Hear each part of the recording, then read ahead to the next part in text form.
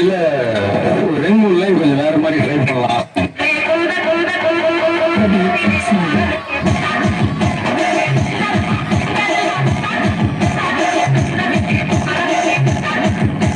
இந்த பக்கம் பார்த்தா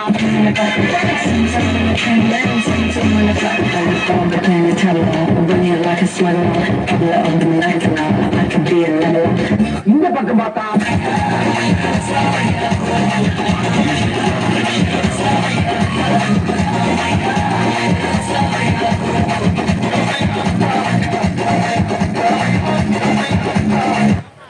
Okay, boss. Now let's listen to the rhythm of Chennai.